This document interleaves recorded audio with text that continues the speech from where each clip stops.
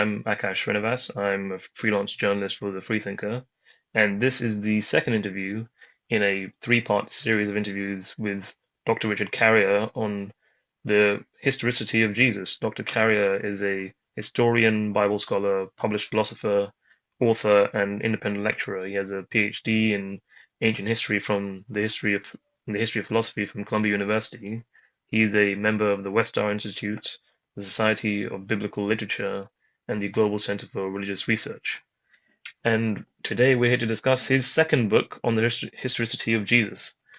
One of the things when I was reading this particular book, Richard, was that for one thing, it's very detailed in the way that it lays out what the mythicist thesis is and what the thesis for historicity is, and you try and break it down in the beginning to like two basic minimal ideas of what could a basic theory of what a historical Jesus would look like, while putting aside all the like fringe assumptions you would add to it, and then work from there, and then try and calculate it. So just for those who don't know, just try and break down the minimal mythicism hypothesis and for historicity.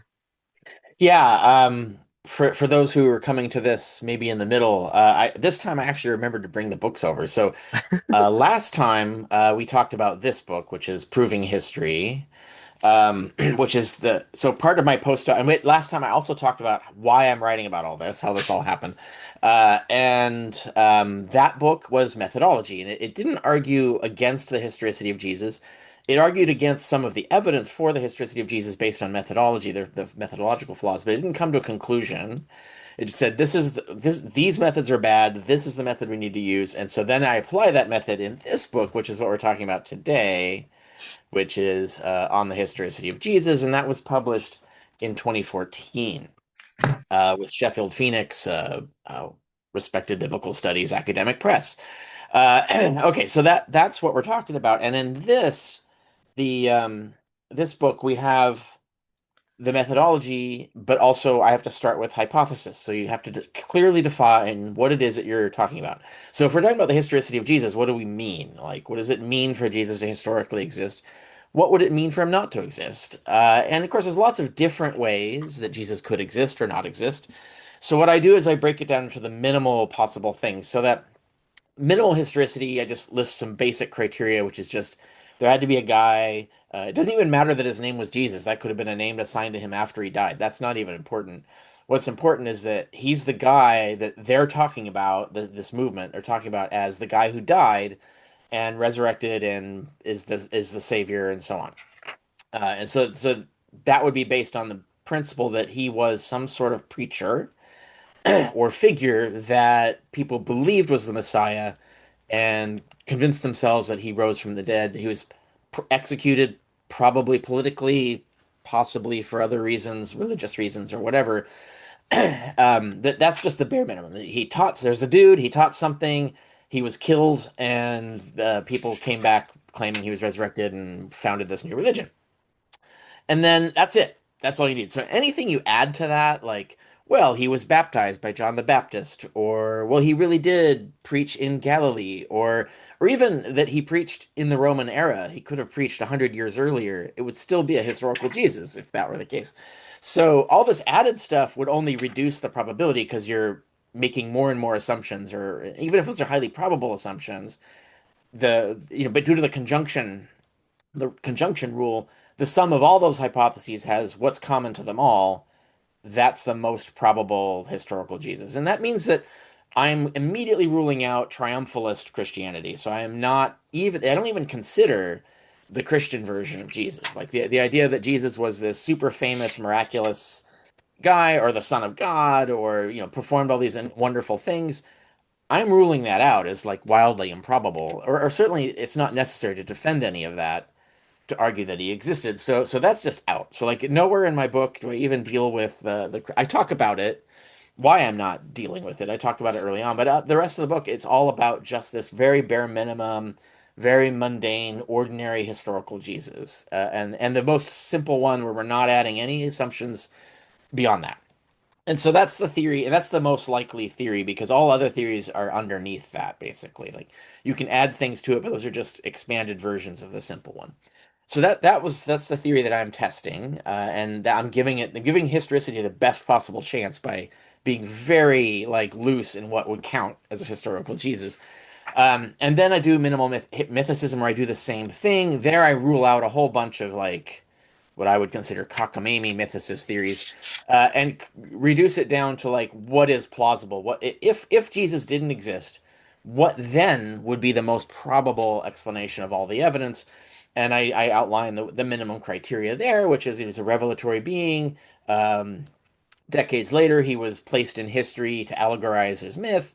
Decades after that, people started believing in the historical guy, and everybody who believed in the historical guy won. They basically controlled the church and got the empire to endorse them, etc. And so everybody else got crushed or neglected or shunted out. And we don't get to read their Bible. We only get to read the one that the Orthodoxists, the so-called traditionalists, their Bible. We don't even get to read the first Bible that we know existed, which is Martian's Bible, the New Testament. So Martian's New Testament, we don't get to see any of it. Not a single manuscript of that has survived.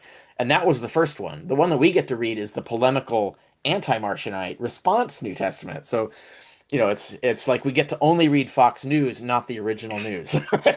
So Was anyway, Marcion's original Bible, was that the one where they got rid of all the Old Testament and only kept the New Testament? Or correct. And to be fair, like he rules out the Old Testament insofar as it's a book about a bad guy rather than a good guy, and Jesus is the good guy. So he created this whole mythology that was somewhat anti-Semitic and was basically let's chuck all the Jewish stuff and like by calling the Jewish God evil and say Jesus is the good God who like rescued us from the evil God, etc. Now I should say that this is what we're told. We actually don't get to hear this from Martian himself. And the people who do talk about him hate him and are polemicists and are dishonest and are very unreliable. So we can talk about what they claim Martian said. We should qualify that always like we're not really sure that's what he really said. But anyway, yeah, he didn't think the Old Testament was important. That's not that he rejected it completely because it still had prophecies and stuff, but he thought that it needed to be replaced, and so that's why the New Testament existed. That's why he created it. He said like we won't like sort of interpret the Old Testament. What we'll do is we'll have our own set of books. Bam. And so that was the idea of a New Testament, a multi-volume set that would have like select letters of Paul, up one gospel that he edited himself, possibly from Luke. And so anyway, there are different theories of that. But anyway, so that's the basic idea. And now the anti-Martionites, they developed their own edition in response to his. So they took some of the books that he has and they edited them, and then they added new books, possibly even invented them for the purpose, and then created the New Testament that we know. And that's all the manuscripts we have come from that. Um, and it's important to note they all come from that edition, not from prior stuff. So, like, we don't have any manuscripts, let's say, for the Gospel of Matthew. We don't have any manuscripts of the Gospel of Matthew that are not from this edited anti-Marcionite edition. They all come from it. So, presumably, there were manuscripts before that, right? Before they picked up Matthew, edited it for their volume. We don't have any manuscripts of the original Matthew. So, we can't really confidently say how that might have differed from the version that we have and that all the manuscripts that we have come from. So anyway, that's that situation, that's that story. But Martian is still a historicist. He's still selling, so far as we know, he's still selling a historical Jesus. And so this was a conflict between the traditionalists, the historicists. Um, my theory, the minimal mythicist theory that I think is that we have to test against minimal historicity, is that is a second century development, maybe late first century at the earliest, but before that, the debate was between mythicists and historicists rather than between the historicists. And so, and we that was my original model that I put into the book and to test it.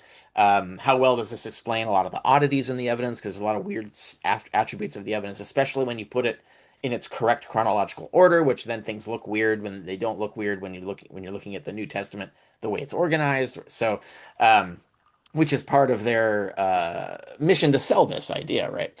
So yeah, that's the two sets, and then the rest of the book, the way I organize it is I've got the chapters. Well, I've got the introduction chapter. I've got the chapter on minimal historicity, the chapter on minimal mythicism. Then I've got two chapters on background information. We can talk about why that's important. You really have to lay that out because these are all the assumptions and they're assumptions that I present evidence for or that are accepted already in as mainstream by mainstream scholars, especially specialist scholars in this particular subjects. So, because that's our foundation of knowledge for how we're going to interpret the rest of the evidence. Because those two chapters, it's all the weird stuff that we know is true, but it changes how we see things. And then I have chapter 7 is just what we're going to do with the evidence. This is the evidence that exists, and this is why we're listing this as the evidence and not something else, etc. And then I go through the evidence. So chapter 8 is all the stuff outside the New Testament. Chapter 9 is the book of Acts. I think has important clues in it. And then book or chapter 10 is the Gospels. And then chapter 11 are the epistles of Paul. And then chapter 12 is the conclusion, where this is what we conclude from all of this. And so that's the process. And I'm applying proving history's method chapter after chapter. And really this organization of the book is an exemplification of that method, where we've got the competing hypotheses. I get them to be near enough binary that we can just say there's, historicity is either true or false, and if it's false, it's got to be this theory because there's no other theory that is plausible enough to even show up in the math for explaining the evidence. So it's just a effective binary of two competing theories, true or false, and then the background evidence, which fills out all of the what we call B in the equation, and then and then the evidence, which is all the E in the equation, and then H is the hypothesis. And so that's how we organize it. And then I have tables at the end and so on. And we're going to talk next time about my follow-up study. That's this, where I have a Got reproduction it of the here too. table. Yeah, I have a reproduction of all the tables in one place, which I don't have in the original study. Um, but we'll talk about that's 10 years later. That's the follow-up study. We'll talk about that next time. But today we're doing the middle book, which is the actual applying the method to get a result. And one of the useful things when you were explaining the different hypotheses was that you gave an analogy. For historicity, it's the idea that there was a real person who got mythologized and an entire movement was formed around him. And the example you give is of King Arthur. And I really love this example because I have a kind of sentimental attachment to the idea of like Arthurian legends because there's a famous TV show in the UK about it. So it's like I never knew if King Arthur was a real person. Once I checked it, was like, oh, he's like there's lots of historical narratives, there's lots of poetry about it, there's lots of kind of sort of biographical facts, but this was generally a kind of a, like agglomeration of different like folklores and like cultural elements that were like from different times and places that were like added together, and then that became a kind of sort of unified idea of a kind of king of England, Wales, Scotland, and that idea itself was unifying and useful for that reason. Yeah, right.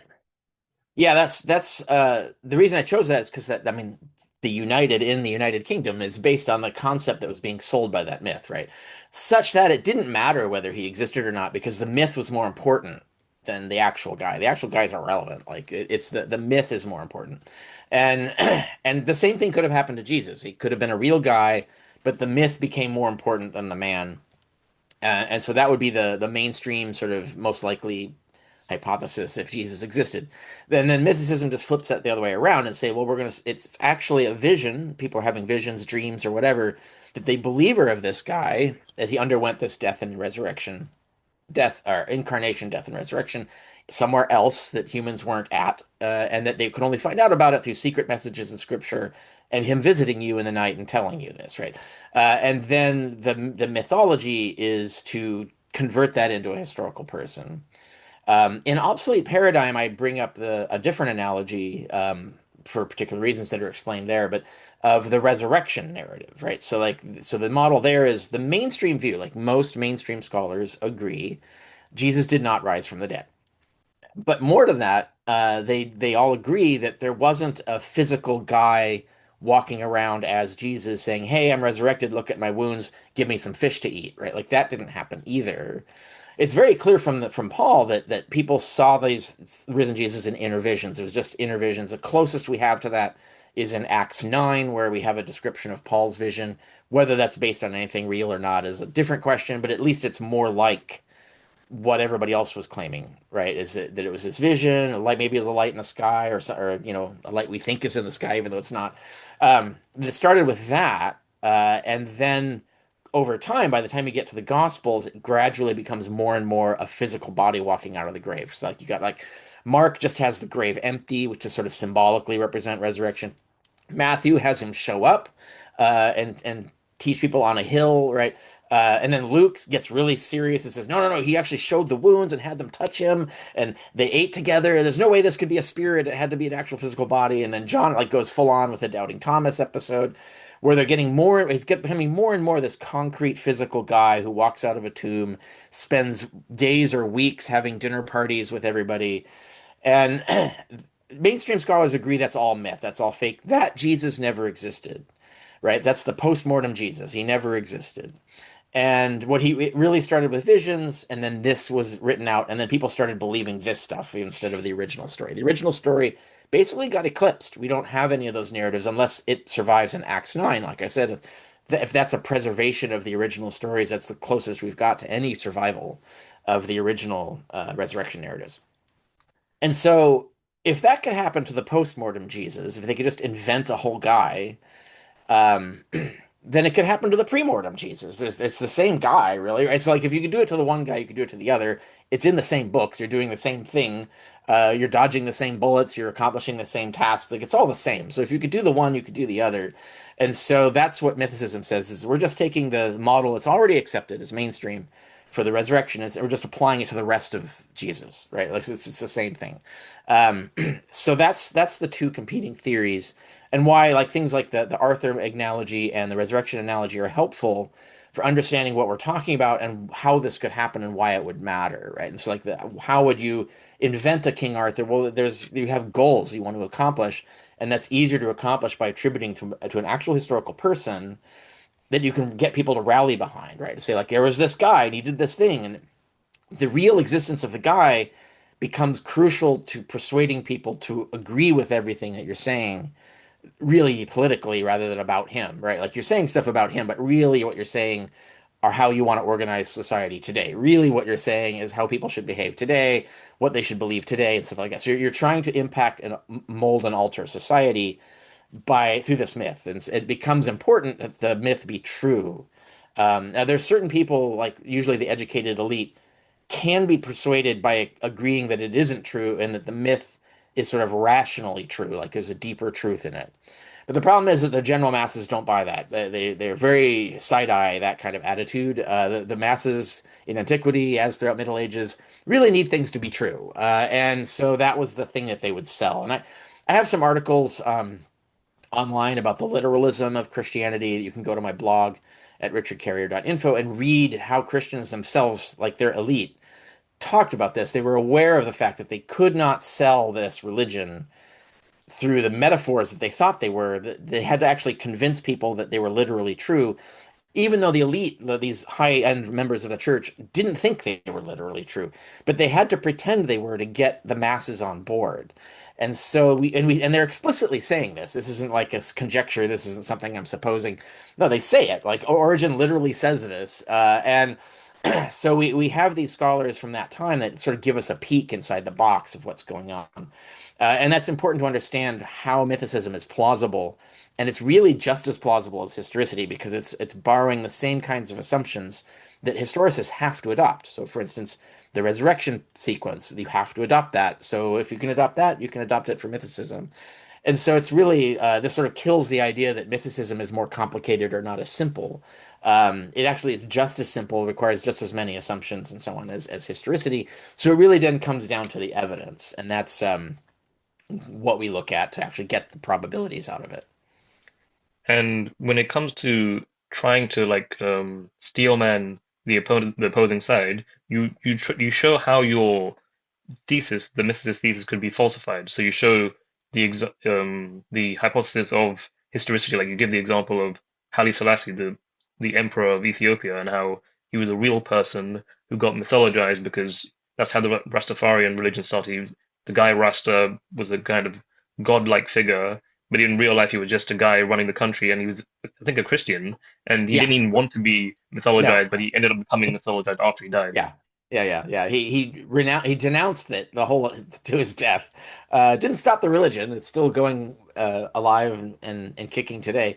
Um, Yeah, that's a good example. And we have the in the Bible, the Rastafarian Bible, we have got these gospels, right, with these fabulous birth narratives and the whole thing. So you can see the historical man in the myth, but the only way that you can do that is that we actually have good records for the historical man, so that we can actually see and we can answer the question, what in these gospels is made up and what is true? It's almost all made up, incidentally, but the stuff that's true is very scant. But the only way that we can figure out which things that is that we have the documentation that we can go and look and see. That we have photographs, documents, letters, like all kinds of things. There's a lot of um, stuff we have that we could talk about and confirm what is real and what is not. We don't have that for Jesus. We have no memoir like of Jesus that's not fabulous. So like it's all mythology. So whatever like real things there were about Jesus, no one wrote them down, or they did and it was, tossed away or whatever. We just don't have it. So this is a problem for maintaining historicity in a way that it's not for Rastafari or Haile Selassie. So yeah, that was the example that I used for that. And then I do the converse example using the cargo cults. Would be the best sort of contrary example where a whole man was invented that didn't exist. And that happened in 40 years' time, so the same timeline for the same purposes, etc. And it was similar where you have a bunch of shamans talking to telegraph poles, getting secret messages from the gods, and that all of their teachings, their sort of disparate revelatory teachings, got smashed together and taught as, oh, this guy came to our island and taught us all this stuff. Just one guy, all the stuff, right? So it started out as a bunch of guys having visions, but it ended up one guy preaching a ministry. And so it's the exact same model of what happened to Jesus. And I use other examples of Roswell myth and things like that, where we can go through and actually look at parallel models of how this has happened before and what kind of evidence do we expect them to exist? What kind of evidence should exist if that wasn't what happened? Which is, I think, what you're getting at is it's important to know, and this is true for anything like this, it's just basic critical thinking 101 is you should always be able to answer the question truthfully and reliably. How would I know I was wrong? Right? So like no matter what it is, like if it's so like what if you're a historicist for Jesus, you're like, well, how would I know I was wrong? Like if there wasn't a Jesus, how would I know that? Like what evidence should survive? And then of course you start realizing like, oh, well, most of that evidence would have been destroyed because all the people who would have known that didn't control documents after that, and the people who did control the documents didn't want that story out. Um, so that doesn't work. So you realize it's gonna be hard to find evidence of that. So okay, well, it's only gonna show up in clues that slip the net, as it were. And then you might say, well, where might it show up? Well, it might show up in the letters of Paul if he only ever talks about revelations and never talks about a ministry of Jesus or Jesus on earth. That would be one way to know you were wrong, right? And spoiler alert, that's what the evidence shows. But then the other way around too, like so if mythicism was false, what would we expect? So there's things that we would expect to see in the letters of Paul that we don't see there, but that would decisively disprove mythicism, or at least make it so improbable that we can dismiss it.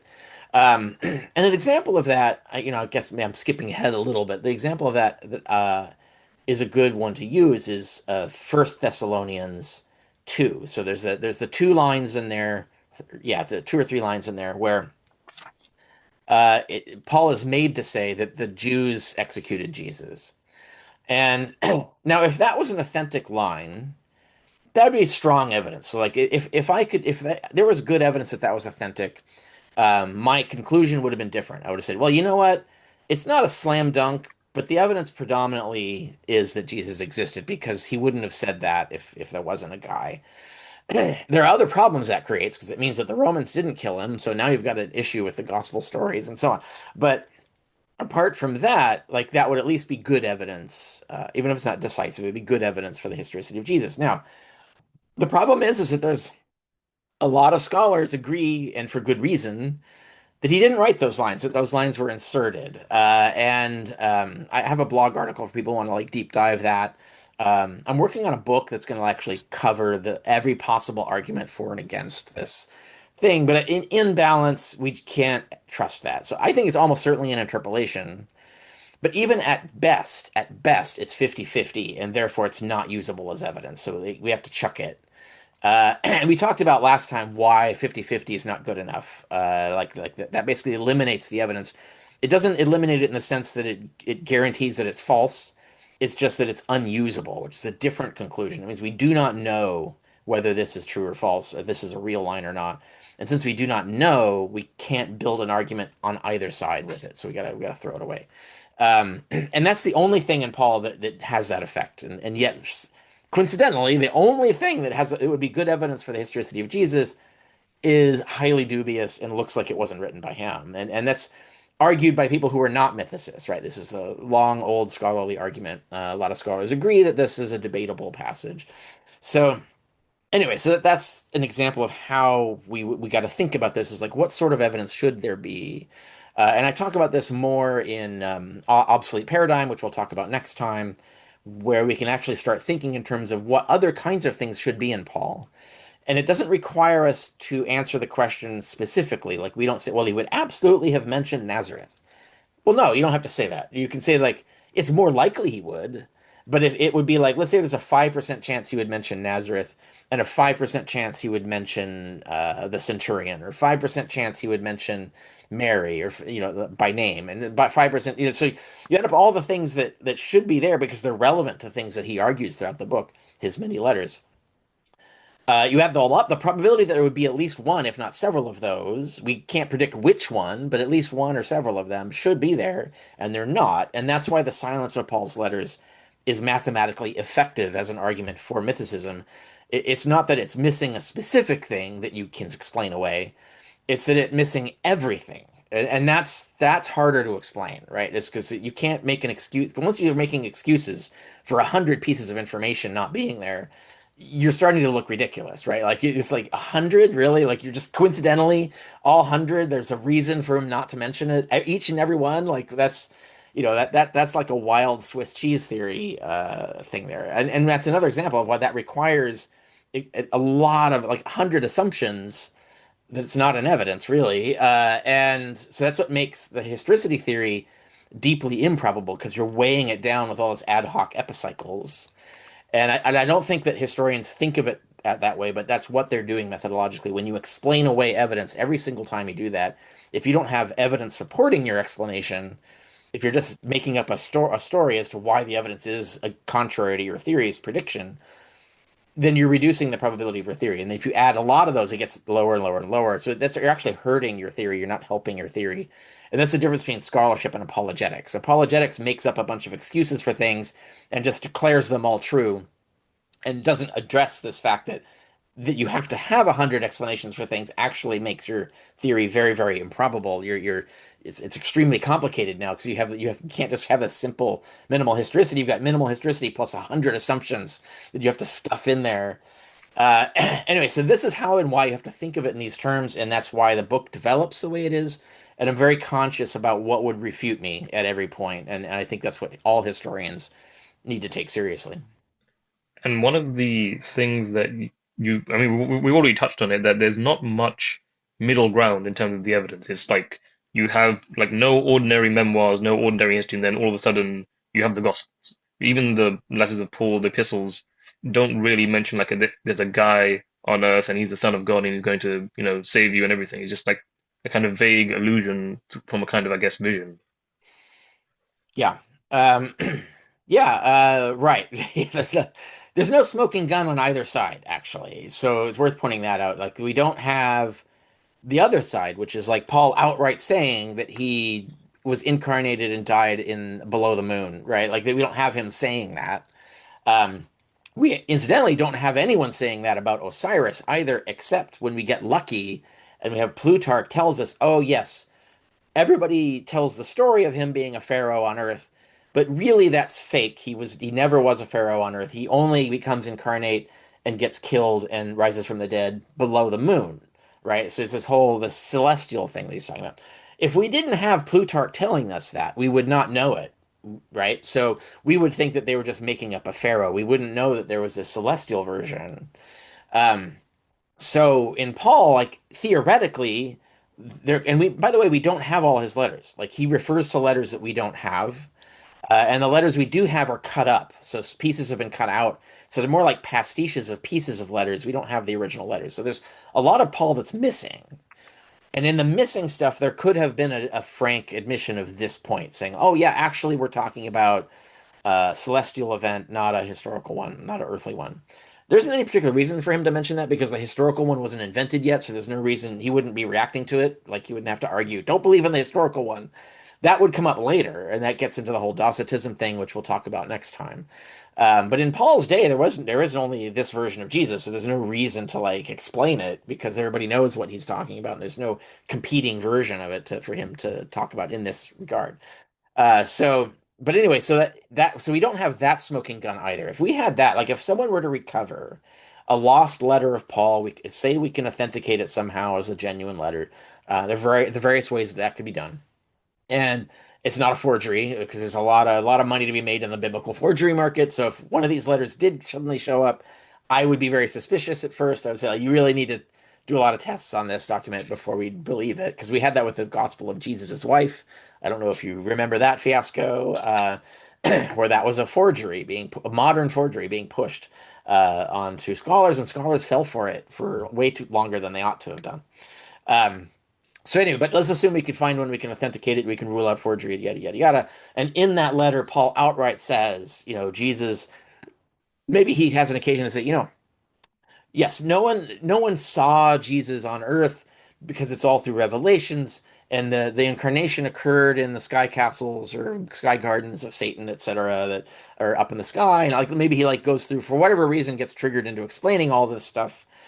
And if we had that, that would be a smoking gun. That would be like guaranteed 100%, well, near 100%. Like we'd come up with convoluted theories we could plug in.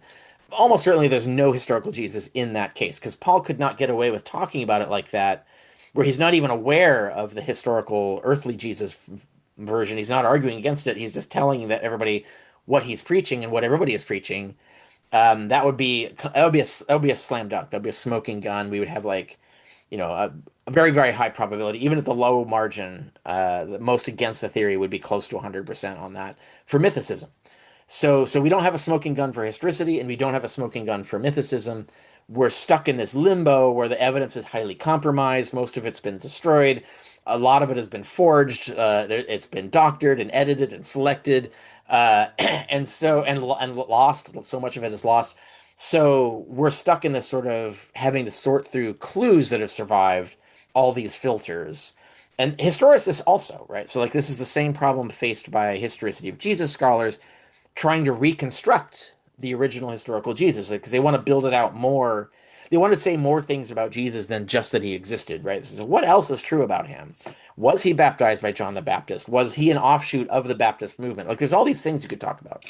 But we can't because all that data is lost. And the data we do have is deeply suspect. So historicists are in the same boat. Like they can't get smoking guns for any particular version of Jesus either.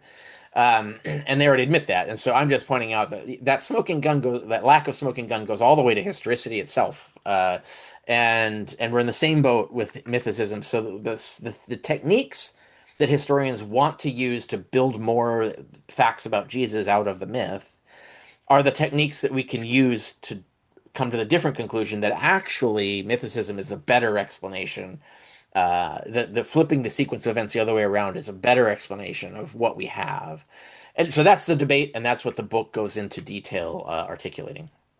And just before we go into the evidence, one of the things that you developed as part of the background knowledge is that, like you mentioned with Osiris, there's a kind of trend. I guess it qualifies as part of the rank Raglan class reference that there are all sorts of like historical gods, not like Romulus or whatever, but like there's certain kinds of gods like Inanna, Osiris, Zalmoxes as well, like dying and rising gods. They undergo a kind of pantheon, I think that's the Greek word. They go undergo a passion, a struggle.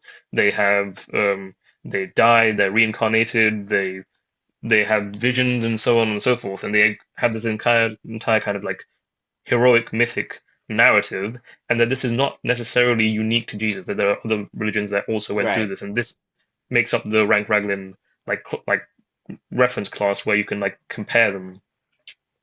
Yeah, not exactly. So the dying and rising God element also that is also true, and in fact, as we'll get to next time in Obsolete Paradigm, the in the 10 years since I studied or published this, a lot of scholars and peer-reviewed studies have come down agreeing with me on this, is that the whole Christian dying and rising God model is lifted from a super popular fad at the time. Like everybody's doing it. And so it was just inevitable that eventually the Jews would come up with their own version of this because the Egyptians came up with theirs, the Syrians came up with theirs, the Bulgarians came up with theirs, the Greeks came up with theirs, the Romans came up with something like similar and so on. So everybody had their own version of this. The Jews were the only ones who were late to the game. So you could almost predict, in fact, that they would come up with one. And if you did sit down and like predict what you would predict is Christianity. Like almost every element of it is entirely predictable just by saying, what if the Jews made one of their own of these, right? Made a Jewish version of this. What would it look like? Well, it would look like Christianity. That's also true. But that's just as likely to be true whether Jesus existed or not because if there's a historical Jesus, then that's they would use the same techniques to build their myth about him. And so that doesn't tell us anything about whether Jesus existed or not. So it's still important because that eliminates a lot of other arguments like, well, they would never invent a dying guy, so he must have really died. It's like that's not true because it was super popular to invent dying people. So that's not so that eliminates a lot of arguments. But it doesn't solve the problem of doesn't answer the question of whether Jesus existed or not because it's just as likely that they would do this with Jesus whether he existed or not.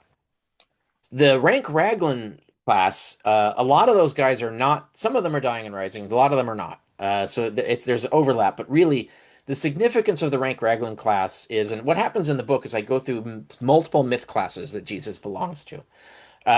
He belongs to a lot of them, even more than the ones I mentioned, actually. So, like, I talk about this some in Jesus from Outer Space, which is my colloquial version of this, and I bring it up a little bit again in Obsolete Paradigm. But he fits a whole bunch of myth sets. But what we don't have is a complete accounting of every heavily mythologized person. No one's written a book that adds them all up, right? Because it would just be a monumental task to like find them all and put them all in one place. So we can't really count them, etc. We just know they exist. And when we look at specific sets of them where they have all been counted within the subset, they're often too few. So like the Socrates Aesop set, which I talk about in Historicity of Jesus, there's only two members. So you can't do anything they can't do a lot with that, right? Jesus is well, three members if you include Jesus, by the way. So like that, so but it's two other members. One is historical and the other is not. So you've got 50-50, right? So that's already Jesus is 50-50 or thereabouts, depending on how you do the Laplacian succession math. But anyway, it's too small because there's too many ways for that to be anomalous. Because it's not a proper, even if it was a proper random sample, the probability of getting an anomalous result is very high if you're only drawing two random members, right? Um, so. So the question becomes like, well, what is the set? If we get all these subsets, there's others I mentioned. There's Ascended Hero set is one, and I talk about that, and that subsequently has seen full studies done by Richard Miller. So Richard Miller wrote a whole monograph, peer-reviewed monograph on the Ascent Hero narrative, and it's a big set with a bunch of people in it. Um, and if you look at all the sets that we have, which set has a good solid membership where it's not vague and there's a lot of them or at least the most of them that we can find of any subset and that's the rank Raglan class. So it's like where we have this one particular mythotype that gets used a lot. It gets mapped onto people a lot. Well, 14 times that we know. One could say now the number is like 18 times or something, but because this is spoiler alert. Next time we'll talk about how there has been an update to this since I originally published, where people have like tried to narrow down like really what is the count. But in the study that I published in 2014, so far as I or anybody knew, there were 14 members, and all of them are non-historical. So what I did is, I use this as a proxy for all heavily mythologized people, and we do talk about this in the last episode a lot. For people who want to understand the math behind this, so we talk about that there. And the idea is that well, we don't have a complete list of all the heavily mythologized people, and we need heavily, not merely mythologized. So we are tricking this narrow set of heavily mythologized people. How often is someone in that big set how often are they historical? It's not zero, right? So like, sometimes they are. And um, and Jesus is definitely heavily mythologized, so he would definitely be in that set. He would not be in the merely mythologized set because he's heavily mythologized, so he doesn't go in the merely, he goes in the heavily. And obviously, like most people in the heavily mythologized set don't exist. So being in that set actually makes it more likely that you don't exist. But you could have tons of evidence proving that they're the exception, right? Like you could put Alexander the Great in that set, but we have tons of evidence for him, so we can prove that he's an exception to the rule. And that's what the role of evidence would be. But right now we're just talking about like what is the trend? So what is the prior probability? What would usually be the case before we look at the evidence specific to Jesus? What would someone like him, how likely would it be for them to be historical? And it was basically if you took all the heavily mythologized people, put them in a hat, and you shuffled it and you drew one at random, what is the probability that you would draw a historical person? And that's the prior probability that Jesus would be one of those guys. And that's why I use the rank Raglan set because it's fairly large. Membership is really hard. Like it's hard to belong to the set. So we're pretty sure who belongs to the set and who doesn't. And we have good data on, or at least reasonable data on who did and didn't exist or plausibly exist or not in that set. And so we can actually use that as a proxy to the whole set of heavily mythologized people. And that's how I use that set. And I talk about different ways to build the prior and why they aren't any better. And I talk about all the ways to sort of argue against the model that I'm doing, and I address all those arguments in there, including stuff that got published later. Critics just didn't read chapter 6, where I actually already pre-refuted everything that they were trying to argue because I already thought about all that, right? And I already cover it. And so yeah, that's how I use the rank Raglan set there, and that's why that matters is because it's a very well defined set with a lot of members within the major set, the superset of heavily mythologized people, which is the set that Jesus definitely belongs to. And this is one of the things that historicists tend to, I don't know if it's by accident or on purpose, where they confuse reference classes and say, I don't know, there's as much evidence for Jesus as there is for Socrates or Alexander the Great or something, but Yeah. there are major distinctions. There's like Alexander the Great has like actual historians, he has like not just extant texts, but like quotations in other texts, he has like actual archaeological evidence and all this stuff, but Jesus is really not the same thing. And this is Yeah, if you reference right. classes, you can't properly calculate the prior probability. Yeah, there's different varieties of attacks. The critics try to get Jesus out of the rank Raglan set. That's a non-starter. You can't do that, honestly.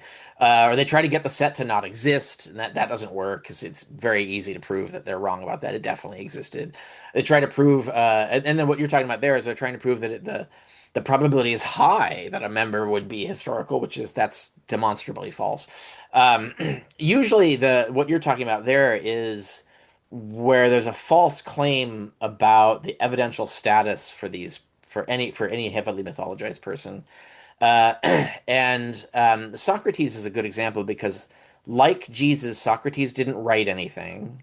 It was only his disciples who did or wrote anything or spoke anything or transmitted anything. He was super famous, or at least reasonably famous, and very influential. Like he had a massive impact historically. So that's an example where we, in theory, like what usually what these historians who use Socrates say, and I use these examples, do the math on them and all that in the next book, which is Obsolete Paradigm, because I didn't think I needed to.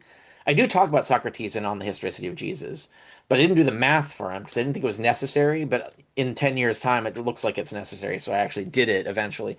But I use the Socrates example and the Alexander example in this study, which is on the historicity of Jesus, and pointing out that we have a ton of evidence for Socrates that we do not have for Jesus. And that's kind of the problem. That's why you can't say, certainly you cannot say honestly or truthfully that we have more evidence for Jesus than we have for Socrates. You can't even say that we have as much. We have way less, like way less, and it's way worse evidence. Like the evidence is hosed. Like it's not good evidence at all. It's really bad. Unlike what we have for Socrates, is really good evidence and a lot of it, right? So that analogy breaks down. And in fact, the reason why we can doubt Jesus existed is precisely because we don't have the kind of evidence that we do have for people. So if you're to pick anyone for this argument, or Socrates, Pontius Pilate, whoever you want to use, the argument always fails because there's always better evidence for that person than for Jesus. So you end up like proving my point, which is that we should doubt Jesus existed, right? So like whoever you pick, the reason why historians are so confident that that person existed is because they have good evidence for it. And that's what we don't have for Jesus. And so that's kind of when historians make those arguments. I mean, the most ridiculous one, and I pointed out in on the Historicity of Jesus, is the claim that we have more evidence for Jesus than for Alexander. Like someone actually said that, and that is the most ridiculous thing that you could say. And I talk about why that's a ridiculously false thing to say. And if that's how historians are reacting to this, is that they're not doing their job. Like this is they're really falling down on the job on this one. Um, and so part of what I do is to point out why that argument is a failure and it cannot work. You cannot defend the historicity of Jesus that way. You need to find a better argument. And that's kind of like the pulling at the thread problem that I talked about last time is there are all these arguments where this is what I was told, right? And it's what I thought was true until I started checking and found pulling at the threads and everything unravels. And I was like, actually, that isn't true. Like we don't have as much evidence for Jesus as for Socrates. That's why did I ever think that was the case? Um, so yeah, like I said, we talked about that last time, which is a similar leads up to the point that we're talking about today. And another thing that affects the prior probability is the way you form the hypothesis. So there's actually not much of a no apparent consensus that agrees on the kind of interpretation of who Jesus was. And this means that because there's so many different contradictory versions of the story, this argues against historicity, which by definition lowers the prior probability. But when when historicists try and analyze this, they kind of don't account for this in the equation. Like they won't recognize the lack of evidence and they won't accumulate the probabilities properly. Which affect they, for example, they could try and add ad hoc assumptions to try and qualify inconclusive or problematic evidence to try and shore up the consequent probability, but that would necessarily reduce the prior probability Yeah, to a they're point where not it's meaningless. accounting for the logical effect of their ad hoc suppositions. They're not even aware that they're adding ad hoc suppositions, even though that's what they're doing. Because a lot of what they'll accuse us of doing is we have all these ad hoc suppositions. Is actually no, all the things you're talking about, either I'm not doing, I'm not adopting those assumptions, or I'm proving them. So they're not assumptions; they're actually provably true with evidence. Um, uh, or they're just the same ones that the historians are doing, and then they turn around and like add all these ad hoc explanations to get the evidence to go away and don't acknowledge that they're doing the thing that they're complaining about us doing that we're not doing is that they're adding a bunch of stuff with no evidence to support it, but if your theory depends on that its probability collapses, and they're not doing the math in terms of calculating the effect of doing what they're doing. And this is another example of where what they're doing ends up being apologetical rather than real scholarship. And that's one of the things, the theme that goes through all three of my books on this subject, including the latest one that we'll talk about next time.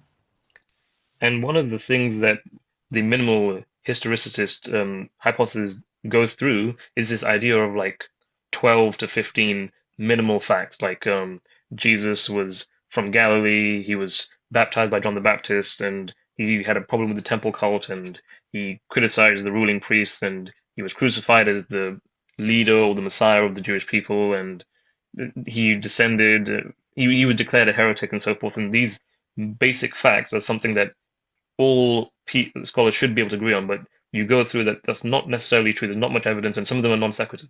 Also, Yeah, and that's a good example of a different kind of argument rather than just making an ad hoc, like just we're just going to make assumptions. So it's and for example, I'll take the Hitchens argument. I call it the Hitchens argument because it's the one argument that Christopher Hitchens made for the historicity of Jesus. And he didn't invent it; it was used by other historians besides him, which is the argument from Nazareth. Um, now, this is actually the correct way to go about this. So that's why I pick it. It's a good example of this, where instead of just saying being from Nazareth is just a fact about Jesus and just make it an assumption and then try to predict things from that, right? What they do is they make Nazareth itself the prediction, so that Nazareth, the mention of Nazareth becomes a prediction. I'll explain what I mean. So, like, the argument is that there's the probability. So, if you start with a mythicist model, the probability that they would assign him to that town is low because there's not really like it's a nothing town.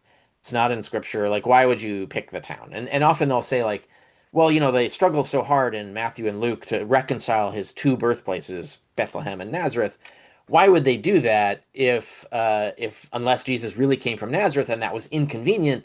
because they need the Messiah to come from Bethlehem, right? That this is the usual argument. So this is a hypothesis, and the idea is that there's no this is the one thing that can make that highly probable and therefore makes the evidence likely. So that would be a good explanation of why Nazareth gets attached to Jesus. And the usual assumption is that there is no other explanation makes that probable, or it can make it like tiny probability, but not as probable as this. So the differential, the likelihood ratio, really favors historicity. And it's not by assuming Jesus came from Nazareth. It's just using the fact that he was claimed to come from Nazareth as a prediction. That's a data point that your theories have to competingly predict. And they're saying that our theory predicts that better. It makes it more likely than your theory. That's a completely valid argument. Like the structure of the argument is exactly how you need to argue. This is exactly what you should be doing. Unfortunately, it's unsound. And the reason it's an unsound argument is that it falsely assumes that mythicism it provides a bad explanation for that, and falsely assumes that historicity provides a good explanation for that. And the reason this is the case is that, in fact, the Gospels don't say that Jesus came from Nazareth. Like there's a line in Mark. There's like the one line that kind of anchors Jesus to Nazareth. But then it goes on talking about Jesus being a Nazorian. That's not a person from Nazareth. And when we get to Matthew, who only uses the phrase Nazorian, he says it comes from Scripture. He says that Jesus had to be a Nazorian because Scripture says so. He doesn't tell us which Scripture, so it's a lost Scripture or a lost variant of an existing Scripture, something like that. There isn't any reason for him to make up the Scripture because then his argument would be, why would you cite a Scripture that doesn't exist? People would go, you're making that up, and it would it's a loser argument. So that there has to be a real Scripture that was circulating that people are talking about that said, hey, he's going to be a Nazorian. But the thing is, Nazorian is not a person from Nazareth. It's the wrong spelling for someone with that. But it sounds, is she close, similar to Nazareth, right? But there was a prophecy that said he would come from Galilee, that the Messiah would come from Galilee. And that does contradict Bethlehem because Bethlehem is not in Galilee, it's in Judea. So there were these existing competing prophecies, three of them, right? So there's the one that has him coming from Bethlehem, there's the one that has him coming from Galilee, and then there's this one that we've lost that has him coming specifically from supposedly somewhere in Galilee that sort of almost sounds like Nazoria, right? Right. And so now it just so happens that there was an actual Nazareth. So when Mark gets to like inventing a town for Jesus to come from, just like every other mythical hero gets a town invented for him to come from, like, Hercules came from a real place. It doesn't mean he really existed. But, like Troy is a real place and it really was burned down in a war, but that doesn't mean, Achilles was real or whatever. Um, so it was a real place, Nazareth was. And in fact, it was a kind of politically important place after the war when Mark is writing. Now, all the things I'm saying right now are like provable things. Like this is all evidence that we have. I cite the scholarship. It's all in there, so you can check this. Is when the temple fell, was destroyed. The priests used to live in the temple, so the temple was destroyed, and habitation of Jerusalem was outlawed. So no one was allowed to live there for a long time, and decades and decades.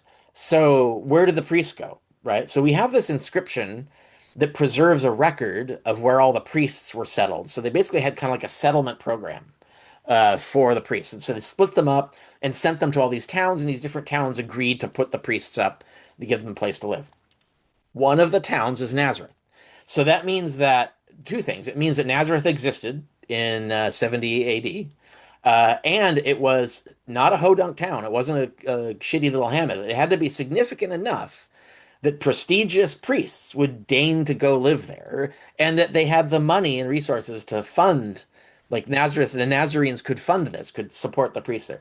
So Nazareth was not a small town, or not a tiny, tiny town. It was some sort of significant town, and it was there. But it's also prestigious now because priests settled there, right? It's one of the priests, one of the towns that got this sort of noble honor.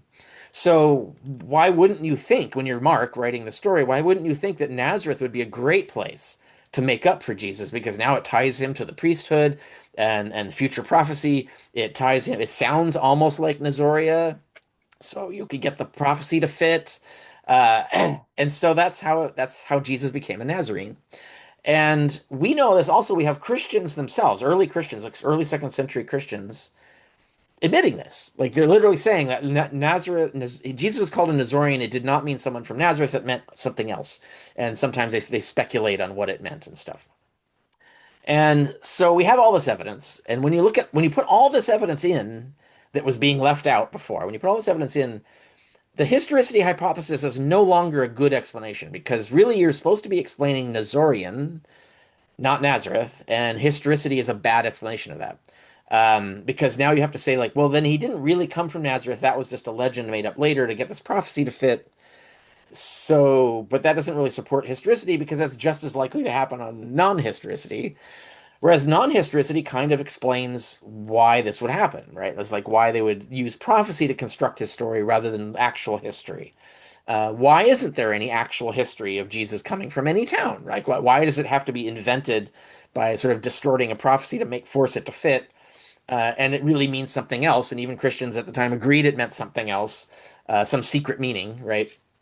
So that the evidence altogether is better explained by mythicism than historicity. So the argument looks good when you leave all this evidence out, right? It has the correct structure and is exactly how you should argue. But to do it correctly, you have to do it with all the evidence in. You can't leave evidence out. When you put all the evidence in, the argument flips the other way or goes away altogether. And so that's just an example of one thing. And but you just go item after item after item after item, and they all fall the same way. The pull the thread, it unravels once you really get all the evidence in. The argument that looks good at first isn't really a good argument in the end. And that's kind of what happened to me when I did this postdoc research program, as I went through all of these arguments and was surprised at how badly they all failed in the end. Right? Like it was. I thought there would be at least one or two good ones, but they all just fall flat. And that to me was kind of a tell, right? That's kind of an indicator that the probability of that being the case is kind of low unless the mythicism hypothesis is correct, right? So I guess I should also mention that the actual details of the theory and the history of it we did again talk about last time for people who want to go more into this. This is really a good sequel to that video. So that video is a good explanation of what we're doing and talking about here as well. In terms of, because we've mentioned the evidence once or twice now, and for a layman, when they generally think about any religion or any holy scripture, they think maybe the supernatural events didn't occur, the miracles didn't occur, virgins giving birth, maybe this didn't happen. But all the historical like descriptions must have happened. It's the word of God. How could it not happen? It's not as if there's some sort of conspiracy to make stuff up. But what you do in, especially like chapter like 9, 10, and 11, is you go through how valid is the evidence of the Gospels and Acts and things. How valid is it actually? And it's very like shocking for people who don't know like the peer-reviewed literature because it's normally like hidden in journals and monographs. But a Yeah. lot of the actual gospels, there's a lot of fabrication, there's sort of forgery, there's sort of interpolations, and it's hard to tell if there is any historical evidence in the Bible which part is real and which part isn't. Like 2 Thessalonians, Colossians, Ephesians, 1 Timothy, 2 Timothy. I think the Gospel of Peter is made up. Most of Yeah. Mark is made up. And for most people, when they hear this, they're just completely mind blown because how could anything quote unquote be made up or fabricated or forged? Yeah. Yeah. Just explain that so people who Yeah, won't especially understand. since that's not even fringe. That is the mainstream consensus, right? So that's baseline. That we didn't make any of that up. We're just pointing out the significance of that. But yeah, no, all historians agree that almost all gospels are faked, if not all of them, because there's some like 40 gospels, and at most people think the four that are in our New Testament are the only ones worth looking at. But that means that 90% of all gospels were 100% fabricated. And if that's the rate of fabrication, why are we counting these four as somehow any different, right? So that's a problem. The Book of Acts, there's like 36 books of Acts, right? And historians agree, all of them except this one are 100% fake. They're entirely made up. But that means like more than 90% of acts are completely fabricated. Why are we assuming this isn't just another one of those, right? And same with the epistles. It's worse. It's like 100 to 1 or something. Like there's vast number of faked epistles, way more than show up in the Bible. But even in the New Testament, half of them are fake, There's only completely seven made up. authentic ones, right? What's that? There's only 7 authentic epistles. Yeah, but also, yeah, right. But also, historians, like majority of historians, believe the Johannines are also fake. Whereas James and Jude might be authentic, but they don't say anything about a historical Jesus, so they're not useful here. Um, so even the letters that aren't, from Paul, there's also fake letters in the Book of Revelation. People forget that Book of Revelation quotes these letters that are also fake. So there's also forged letters in the Book of Revelation, right? So there's a lot of fake letters in the New Testament. It's about half of them all when you add them all up. But yeah, yeah. So anyway, fakery is their norm, right? So like most epistles are fake, most gospels are fake, most acts are fake. And historians all agree with this. This is just fact, right? Like this, everybody accepts this being the fact. Whether they acknowledge the impact or this consequence of this fact, that's a separate thing. But they all admit that this is a fact.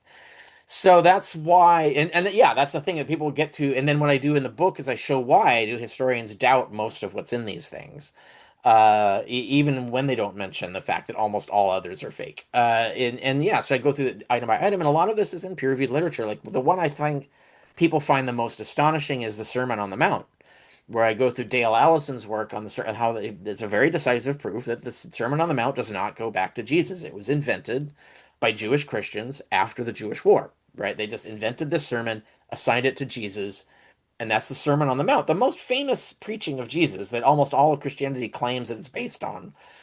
Is fake, right? So, and that's a mainstream conclusion, right? Dale Allison is super mainstream scholar. Yeah, that's a mainstream conclusion. It's not something that we're out of the blue just claiming, right? No, we're building on this finding, and there's many others. Like I go through many other peer-reviewed findings. Another one is like what I did with Lazarus. When I was researching that, I found that at least two other scholars had discovered what I discovered without knowing about each other. So that's three of us that independently discovered the same thing about how John is fabricating the Lazarus narrative. And he's fabricating it deliberately out of the Lazarus parable in Luke. So he's doing it to reverse the parable's argument by reifying it into a real event. And like I said, three different scholars in three different periods all discovered this and the evidence for it independently of each other. So that tells you we're probably right, right? So anyway, there's a lot of these examples that you can go through the whole thing. So there's definitely you can't deny that they're making stuff up, and if you admit they're making stuff up, now you face the problem that you said is like, well, how do we know when they aren't?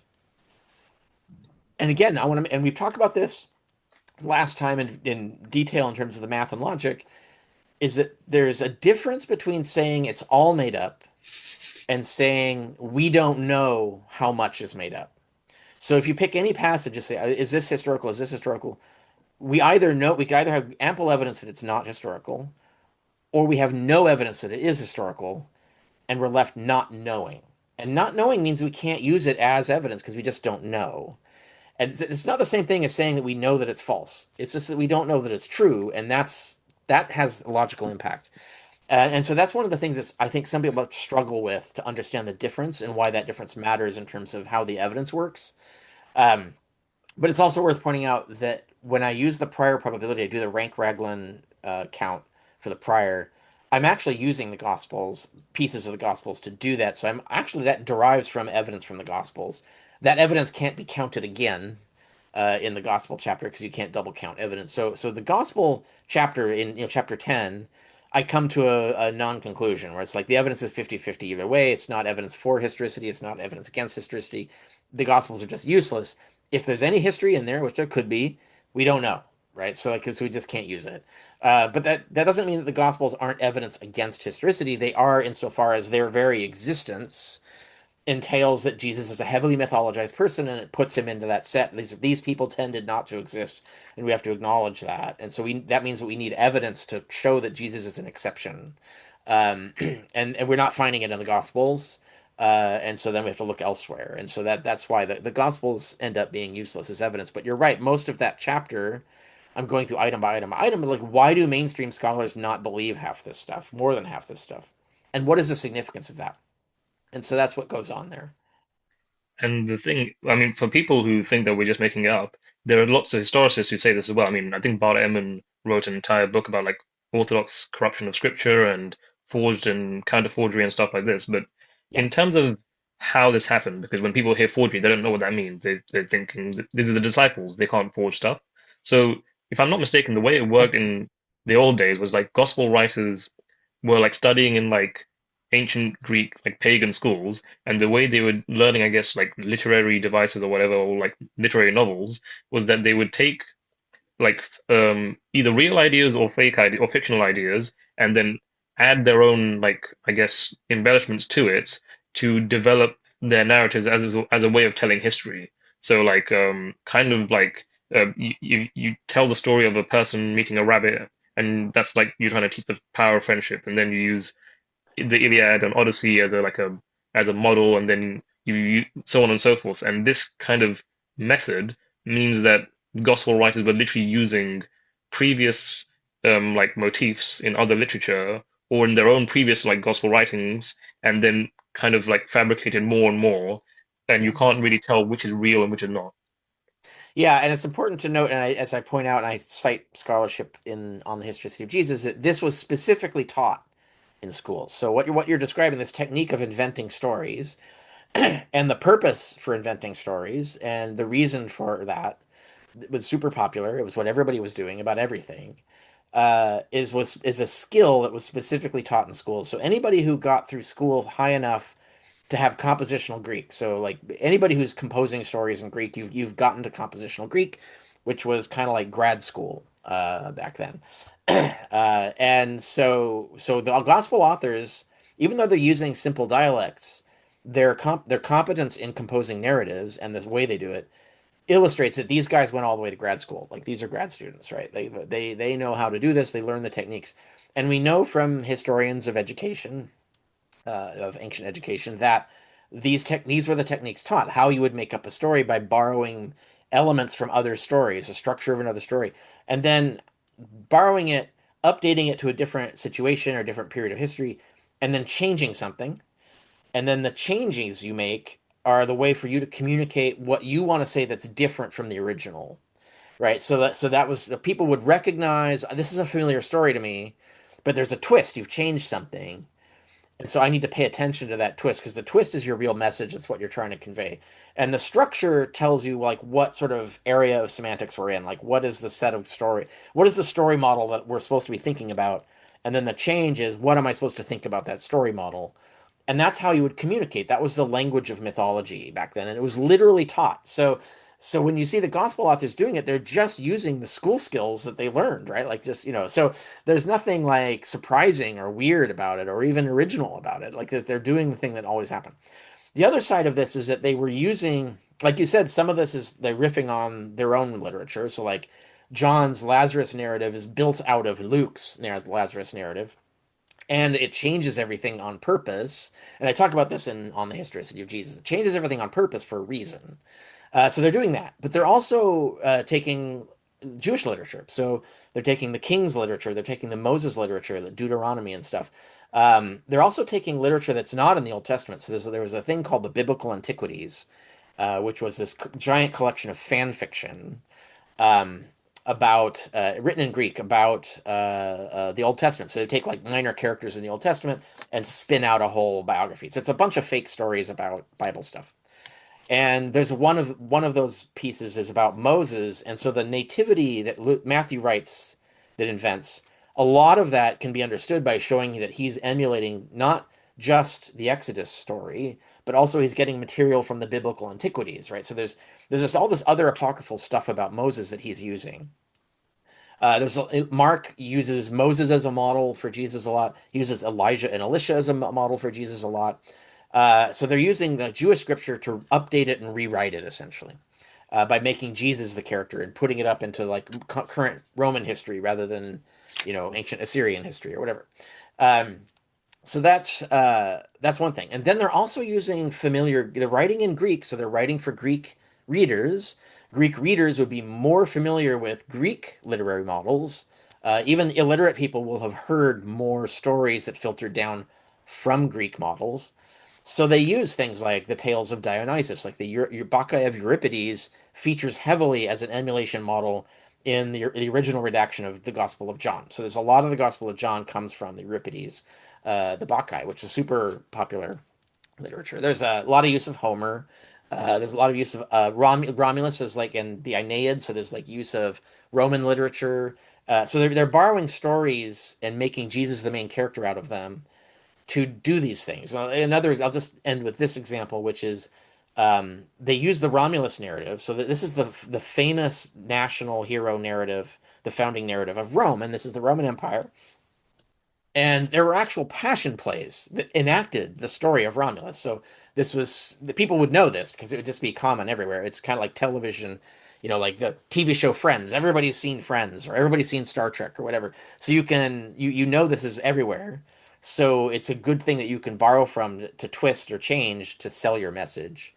And part of the Romulus narrative, there are many things that the gospel authors grabbed from the Romulus narrative, but one of them that like the most famous is the Emmaus narrative that shows up in Luke. And in the Romulus story, like Romulus is killed or disappears or sucked into heaven, or there's different accounts. Um, but then he shows up on a road, the road to Alba Longa, but it's between Rome and Alba Longa. Alba Longa was the famous origin of the Romans, supposedly. The Italians, Alba Longa was like their ancestral home, and Rome was their power center. So the road that connected those two like is very symbolic. Like so, anyway, on the road, Proculus meets the glorious, supernaturally resurrected Romulus, who preaches the gospel to him, the Romulan gospel, which is a war gospel, not a peace gospel. And he shows up in this beautiful, glorious garb. So he's clearly a magnificent being now, and he explains, "Well, I was really the pre-existent god Quirinus, but I became incarnate and was born as Romulus to like teach you things, yada yada. And now my mission is accomplished, so I've died, but now I live again as a god, and yada yada." Now, the Emmaus narrative does the same thing with Jesus, except it changes some things. What does it change? First, Jesus shows up in disguise and as humble, not in glory, right? So, like, we're not preaching glory and pomp and war and empire. We're teaching humility and peace and educate wisdom. So like right there, the change tells you that you're telling a different story. It's the same story, but you're changing things to convey how your values differ, how the Christian values differ from the wider Roman values that they're arguing against. So they use the Romulus, and there's many other parallels between the Romulus story and the Emmaus narrative that show this, that they're definitely the people who are reading this would recognize this as, oh, this is just right out of the Passion play. I've seen this, I know this story, but you've changed some things. And so that draws your attention. What did they change? Why did they change it? What does that mean? What is that communicating to me? And so that's how you would do this mythology. That's how you do this myth writing. And so inventing the story is a way of conveying your values and the message you want to convey. It doesn't really require the event to have happened. And there was a sort of double truth concept where elites were not expected to believe it happened. They were just expected to understand the message. But they understood that the illiterate masses had to believe it, so they would sell it as literal. So you had to tell the story in a way that could be sold at the same time as literal and as not literal, depending on what your audience is. And it doesn't give away the game, right? Either way. And so that's how we get the story. And we know that that model is how other myths work. I talked about earlier how Osiris myth worked that way. Plutarch tells us there was the literal narrative for the masses, but the secret narrative was that all of that wasn't literal, but only educated people could understand that. And so the same that's a model going on everywhere in antiquity. So for Christians to pick it up and use it is right on type, right? It's exactly how anyone would think that you would have to run a religion back then. So anyway, that when you understand all of this stuff, like everything changes in terms of how you interpret and understand the evidence. So the usual narratives don't make as much sense anymore, and mythicism starts to make more sense. Like once you start looking at the actual context, and that's why building out this context is so important. And it's interesting when you think about it because it's kind of like, I guess, Harry Potter fan fiction. It's like you have a fictional story, and then depending on how you want to build the story out, you can have new characters or new plots, and you can expand it outwards in that way. And the more you do that, the more unreliable it becomes. And something that some historians are liable to do is they say maybe like, I don't know, 20% or 80% of Mark is wrong, but then they don't accumulate that probability to the next gospel because if there's an 80% chance that like 80% of that is like made up, then that prior probability also applies to say Matthew or Luke or John. Yeah, or even in the same gospel. So if you have like 80% of Mark is fiction and 20% is unknown, right? So we don't know which it is. It actually acquires the prior probability of the whole gospel, which is 80%. So you pick an item in the Gospel of Mark where we're not sure whether it's fictional or not. I use the example of the sons of Cyrene, the sons of Simon of Cyrene, and Simon himself. We don't know whether that's historical or not. There's competing explanations of the data. But when we don't know, we don't have evidence that tips the scale either way. It acquires the prior for the rest of the book. So if there's an 80% chance that a pericope in Mark is fake, and we have no evidence that it's not fake, then we have to assume that there's an 80% chance that the mythicist explanation of the Simon story is true and not the historicist one, until we get evidence showing that it is an exception. So, like, even for the rest of Mark, the priors, port over. The only way to avoid this would be if we had concrete evidence of something being true. For example, we have concrete external evidence that Pontius Pilate was the prefect of Judea at the relevant time. So, but the only reason we know that is because we have external corroboration of that.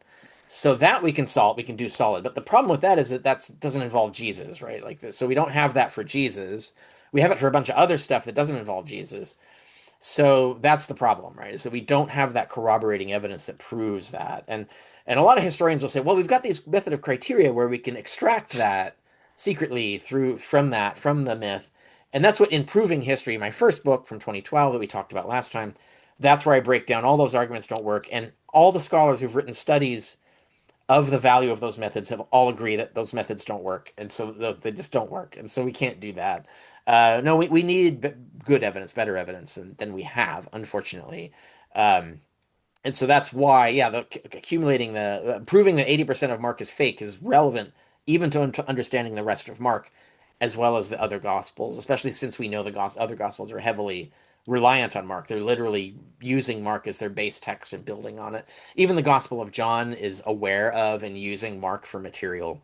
Is not an independent author. We have no independent Gospels.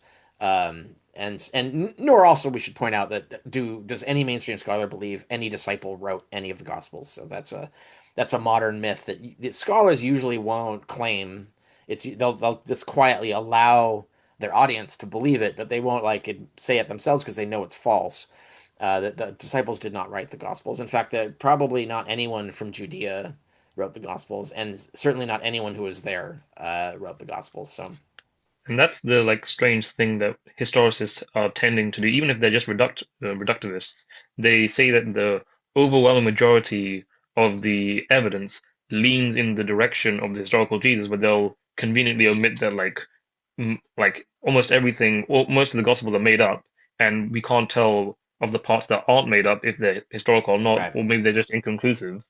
And for example, some of the critics will say, what about extra biblical evidence? Like you mentioned for Pontius Pilate, there's like people will say that we have evidence for Jesus because of like Josephus and Tacitus and whoever wrote the lives of Julius Caesar and so on and so forth. We have these Suetonius, yeah, Suetonius and like Lucius and no Lucian and yeah. Cellus and others, and we have these people who mentioned Jesus. What do you say to that? Yeah, and as people will find out if they read chapter 8 of this book that we're talking about on the historicity of Jesus. Um, yeah, the problem with that, there's so a lot of that evidence is too late to be useful. So, like, Lucian is writing like 160-ish AD, and it's very clear. First of all, we don't have him. We only have the polemic attacks on him from Origen. But from what we can tell from Origen, Lucian had no sources but the Gospels. And solution is just trusting the gospels, right? And then criticizing them just from the armchair, right? Because if he doubts something in the gospels, he gives some reason like, well, that's just ridiculous, therefore it has to be false. He's clearly not doing any background research, right? He has no access to any way to fact check the gospels. He's just using the gospels, and so a lot of his argument is a fortiori, where he's just granting the assumption that the gospels have a structural truth to them because it's easier and funnier to do that. So like if he's going to make the argument that it was just hysterical women who saw the risen Jesus, that's funnier and more effective if you just grant their argument that there were women who saw the right. So he's just granting that that actually is not completely made up because it's more effective rhetorically for him to argue it and ridicule the religion by simply granting things like that. So but that's the only evidence he has is the gospels. He's just using the gospels. Even if he doesn't believe them, he's even when he trusts them, he's trusting them rhetorically. Um, so that's not useful because we already know the Gospels exist. So if the Gospels are fully explained, then so is Lucian. And so Lucian, there's nothing improbable about what Lucian says on mythicism because mythicism already has covered the Gospels, so there's no extra evidence there. It's not usable as evidence. And it turns out all the other evidence falls the same way. So even like Josephus and Tacitus, which are really the only relevant examples, because Pliny, for example, never really says Jesus was a historical person. Neither does Suetonius. And you go item by item by item, they never say these things. Some of this evidence doesn't even exist. Like you'll hear names like Thales and Phlegon, but we actually have them, and we have or the quotations of them. They never mention Jesus. So, um, so like some of the evidence doesn't even exist. But the stuff that does, really, there's only two, and it's Josephus and Tacitus, and we cannot establish either of them as working independently of the Gospels because they're writing after the Gospels, most likely relying on Christian informants, and so that's it, right? So we can't use it's because they don't say anything that's different that would suggest that therefore they have a different source than the Gospels. Um, that's just like Lucian. Well, all that does is prove that the Gospels were in circulation then. That doesn't tell us that the Gospels are true. We've already covered that when we dealt with the Gospels as evidence. So that's not usable as evidence, even if those are authentic. And there's a whole side quest on that about Tacitus probably never wrote that, and neither did Josephus. So those don't even aren't even evidence of the Gospels because of that. But that's a whole side quest, and it's kind of a distraction. It's important, but it's kind of a distraction because if you get focused on trying to defend the authenticity of those passages, you're missing the point that even when you win that battle, you lose the war because the total authenticity of these passages gives us zero evidence for Jesus because it's all derivative, and therefore you need independent original stuff. You can't use derivative evidence because that's duplicating evidence or counting evidence twice, and you can't do that. And so it's logically invalid. So that's why but there's so many people who are so convinced by the extra biblical evidence. Go, well, Josephus and Tacitus mention it, and that's enough for me. And it's like, well, you're not thinking this through. Um, and I think that's the problem. Some historians, historicity defenders, have admitted this. Like they'll say, like, oh, okay, yeah, when you really look at it, you're right, you can't use it. Even Bart Ehrman has said this. It's like, well, we can't really. It's not really great evidence for the historicity of Jesus because it could just derive from the Gospels. Like he's admitted this. Sometimes he pretends he doesn't admit it, but sometimes he admits that he admitted it, and so on. So sometimes they'll admit this, but whether they admit it or not, it doesn't matter. It's still true, right? So this is the problem that I had to deal with in regards to the extra biblical evidence and why all that goes away. We actually have no extra biblical evidence. The only thing that would be relevant that I do think matters is First Clement, because that's not in most Bibles today, but I believe is actually an authentic text of the 60s AD, and that actually gives us evidence against the historicity of Jesus. And I talk about that in chapter 8 of On the Historicity of Jesus. I think that's like the only thing that has a huge impact or a large impact. There's a few other small things that have a small impact, but all in the wrong direction. They're not things that support historicity. They're things that kind of argue against it. And the interesting part, you mentioned the dates. It's important for people to understand because the lifespan of the average person then was like 45 years or something. It's half of what it is now. And like Josephus only starts mentioning Jesus even vaguely, very few references, only in like 90 AD, and then Tacitus is like 113, and Lucian and everyone else is like 150, and so on and so forth. And the moment you think about it, it's like, and that's there's not much evidence beyond that. So it's like once you realize that they're so late in the chronology, is that all the extra biblical evidence, the non-gospel, non-Christian evidence we have that Jesus was real, is literally like 2 to 4 lifetimes after the events occurred, and that just reduces the probability that you can even use them. And even then, they only make Yeah. vague allusions to it. Yeah, so yeah, the average, what we call average life expectancy for an adult was 48 because kids died at massively high rates. So like it falls to like 36 if you count from birth. But if you survive childhood, your life expectancy is 48, and that's the relevant number because we're talking about adults as witnesses, right? And you got to remember, like the adults are already these are already adults in 30. So let's say it's 30 AD is the target year that we're looking at as for when Jesus was walking around or something. So that means you're already at least, let's say, 18 or 20-ish then, and your life expectancy is 48. Well, you've only got like 28 more years on average. And then the number of people who survive beyond that goes precipitously down. So by the time you get to like age 80, like less than 1% or so of the population survives that long. So like what are the odds that there'd be a witness? Much less that you could go find this person, because now we're talking about a massive empire. Even Judea's got millions of people in it, scattered across rural territories with no trains.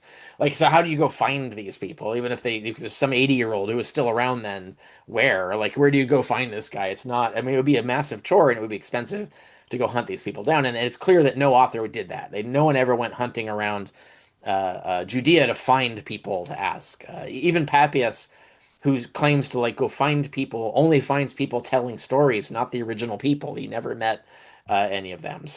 Um, that's the lifespan issue is a problem, and it's much more compressed than it is today. And yet today, the same scale happens. So I use the example of Roswell. You talk about it's tinfoil in the desert in 1947, and by the time you get to 1980, which is less than 40 years, you've got the full-blown alien bodies, Area 51, flying saucer, black men in black, all that's been invented, and millions of people believe it, right? And in fact, the only people who could debunk it would have to go look for esoteric literature that does that. And we're talking about a body of literature that was only preserved by the Roswell believers.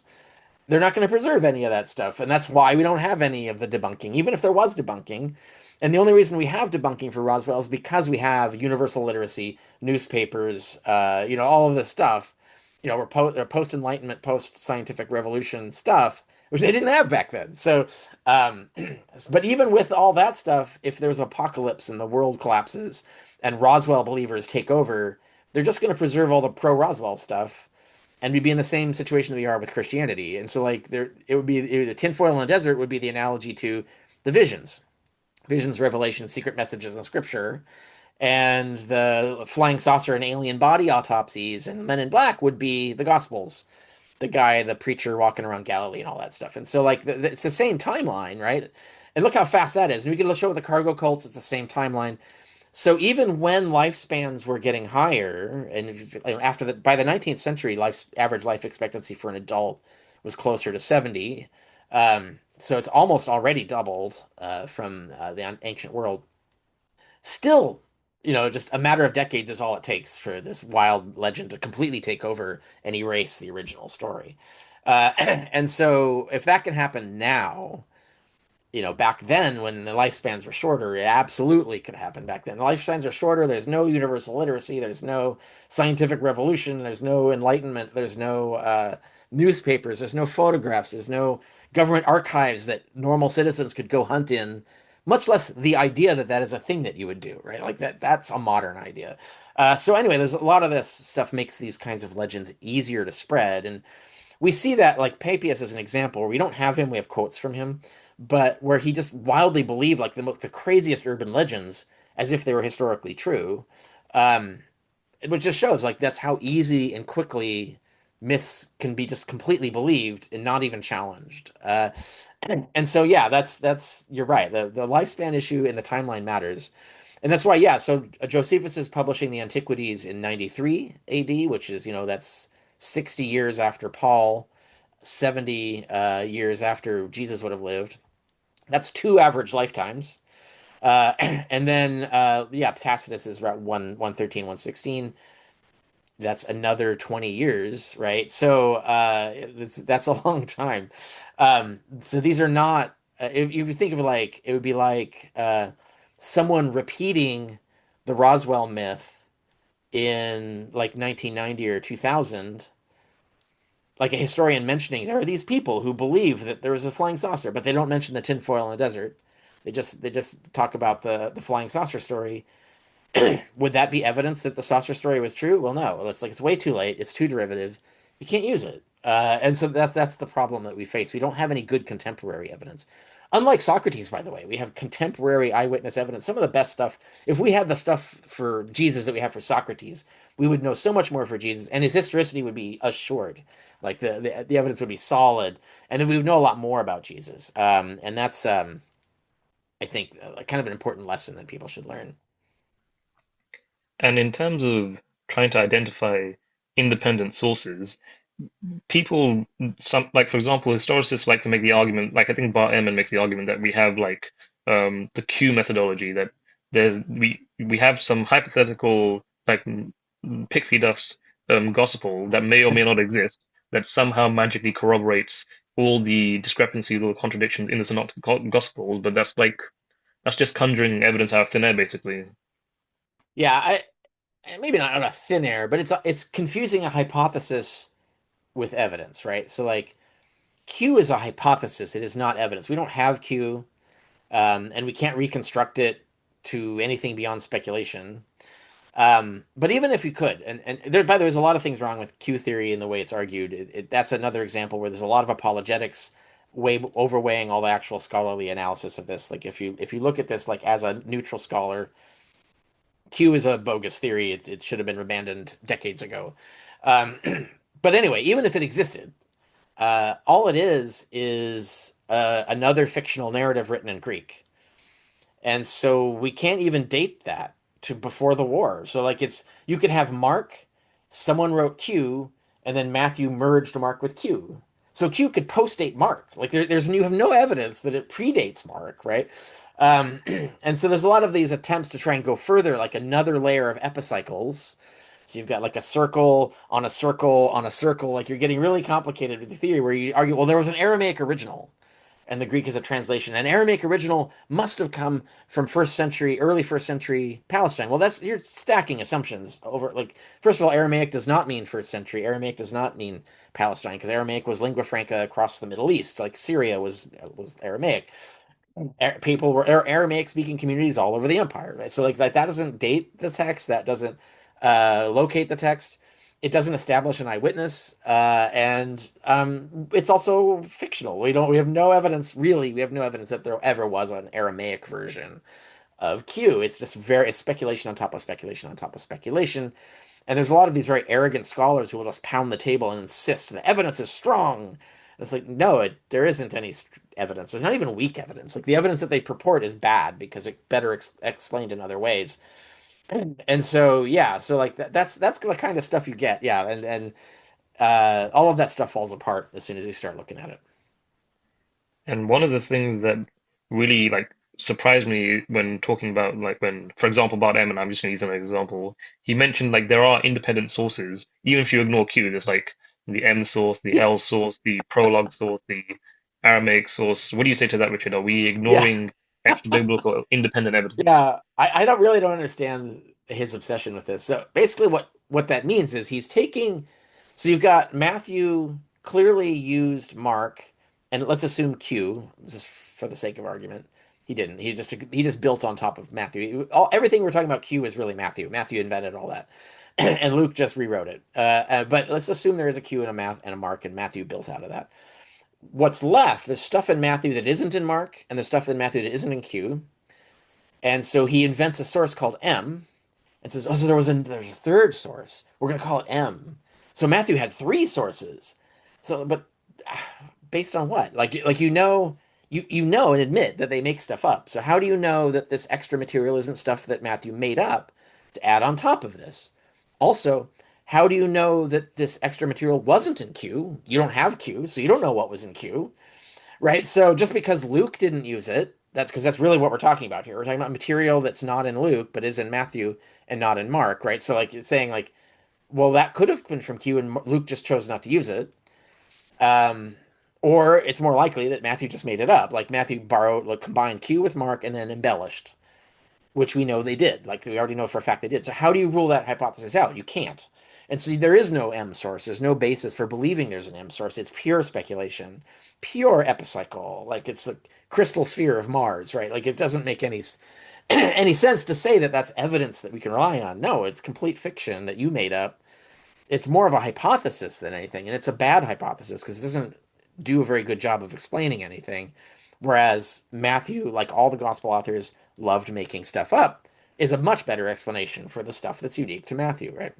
Which again, Luke chose not to use because Luke definitely used Matthew. We've got tons of evidence, contrary to what you might hear.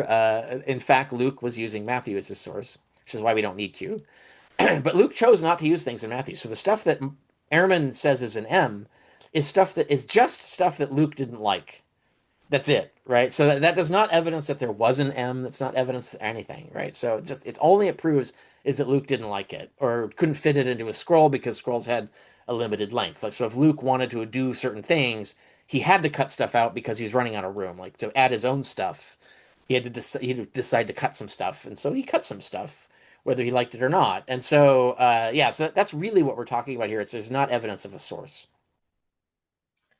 And one of the interesting things is that, like, when historicists talk about the weight of evidence, they make it sound, they say it with a lot of confidence, a lot of conviction, but when you analyze the whole picture, it's like there are mythic examples similar to Jesus in other religions. Then you analyze that most of the Gospels are made up. Then you analyze there's no independent corroboration, and it's all like extremely Yeah, tenuous and like it is like 4 lifetimes too late.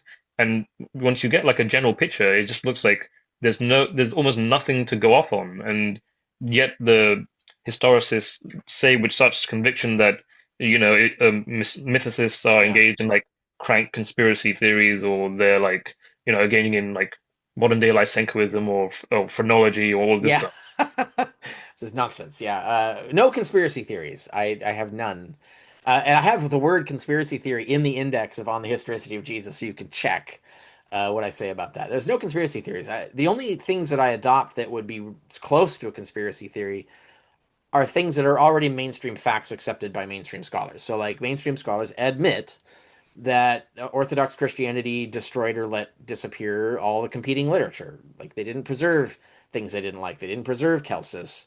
They didn't preserve, and the Gospels that they didn't preserve that we only have by accident. So if like Nag Hammadi, the only reason we have that is because some of these heretics stuffed that shit in a pot and hid it.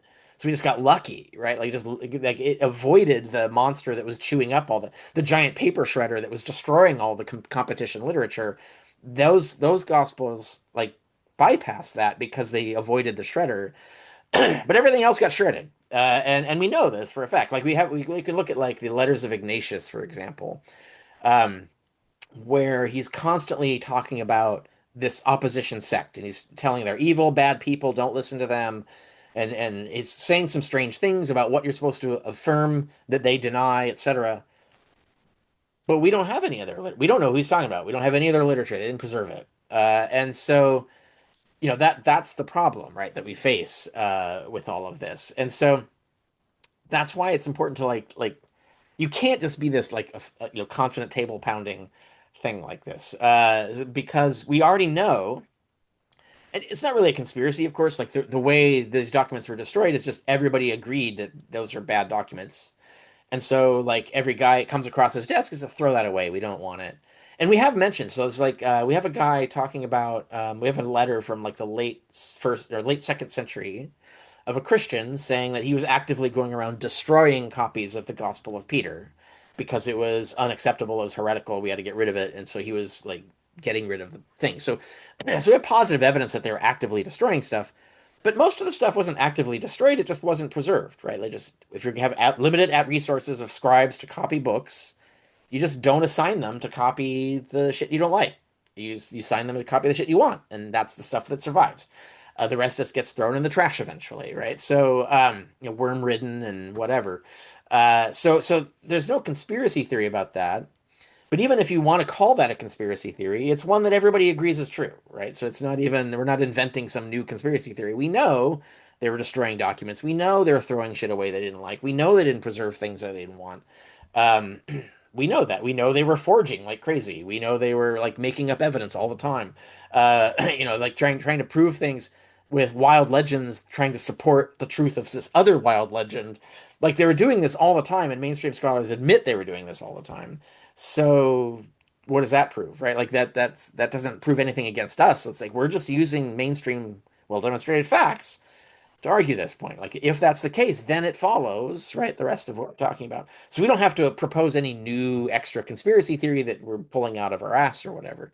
Um, and we don't. It's not necessary because it's the same mechanism and the same mindset that did all that behavior that everybody agrees happened is all we need. That's all we need to explain all the evidence that we're talking about. And just in terms of applying Bayesian probabilities, because if you just think of it even without the maths, it looks very improbable. You've got not good evidence, inconclusive evidence, and you can't tell what's historical, and there's no independent corroboration to it.